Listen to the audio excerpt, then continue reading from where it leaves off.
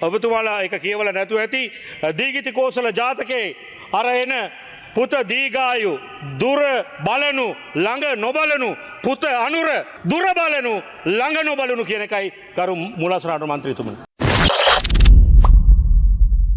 News 1 මේ අද සාකච්ඡා කරන ඩොලර් මිලියන 2.5 අතුරුදහන් වීමේ සිද්ධියේදී අපේ ආණ්ඩු පක්ෂය විසින් දක්වන කරුණු රටක ජනතාවක් හිටියනම් ඒ ජනතාවට මේ තිබුණු සාක්ෂරතාවය නොතිබුණා නම් අපේ ජෙන්සී පරම්පරාව ඇල්ෆා පරම්පරාව හැකර්වරුන් ගැන නොදැන හිටියා නම් ඔවුන් මේ නව තාක්ෂණය ගැන නොදැන හිටියා නම් විශ්වාස කරන්න තිබුණා.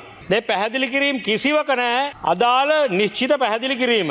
මෙය හැකර් වරුන් ගැන දන්නා තාරුණ්‍ය ඔබට hina වෙයි. මේ හැකර් සිද්ධියක් මේකේ කොහෙත්ම නැහැ. ඒ වචනයත් අවභාවිතා කරනවා. ඒකයි උන් hina වෙන්නේ. ඉතින් කොහොම වුණත් මේ දක්වන කරුණුත් හැසිරෙන ආකාරයත් දිගින් දිගටම මේ තාක් හැසිරිච්ච ආකාරයත් සිහි කරන්නේ වෙන කිසිවක් නෙමෙයි මේ තුනෙන් දෙකේ බහුතරය කියන රෝගය 2/3 syndrome. This is a terrible syndrome.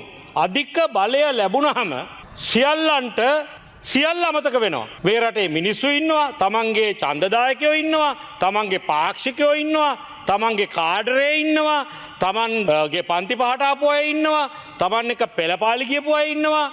මේ මිනිස්සුන්ට මොලේ තියෙනවා කියලා.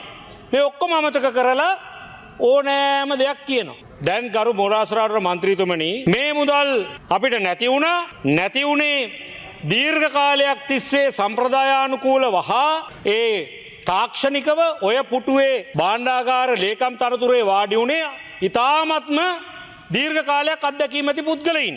මේ රාජ්‍ය බලය ඇල්ලීම සඳහා මෙතුමන්ලා කොහොම හරි ගෙනල්ලා අපේ මිත්‍රෙක් ඔහු ගෙනල්ලා වාඩි කරා. ඌට කිසිම අත්දැකීමක් තිබුණේ නැහැ. ඌට කිසිම අත්දැකීමක් තිබුණේ නැහැ. ඉතින් කොහොම වුණත් ඒ නිසාද මේක වුණා. ඒ පැහැදිලි කිරීම වල කිසිවක් කිසි තැනක මේක පිළිගන්නේ නැහැ. මෙතන වංචාවක් සිදු වුණායයි ජනතාවට සිටිය හැකි පසුබිමක් තියෙනවා. අන්න ඒක සිදු නොවුණායයි කියලා තහවුරු කරන්නට ගෙන එන කරුණු තාර්කික නැති බව කියන්නට ඕන.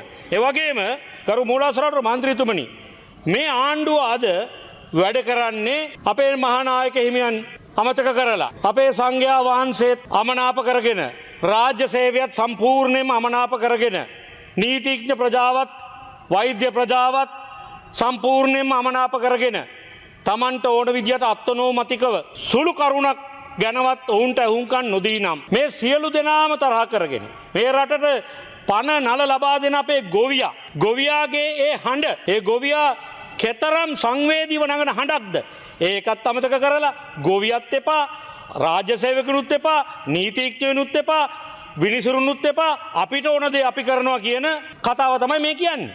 ඉතින් මේකට ඉතිහාසයක් තියෙනවා ගරු මුලාසරාට මන්ත්‍රීතුමනි. ඒ ඉතිහාසය පුරා අපි පිළිගන්නට ඕන මේ අධික බලය භාවිතා වුණු ආකාරය නිසා අධික කරදර අධික විනාශකාරී සිදුවීම් මේ රටේ සිදු වුණු ආකාරය. ඒ ඉතිහාසයෙන් මොවුන් පාඩම් ඉගෙන ගන්නවා වෙනුවට මොවුන් කරන්නේ ඊටත් එහා ගියපු විදිහට Tamanගේ මේ අධික බලය භාවිතා කරනවා.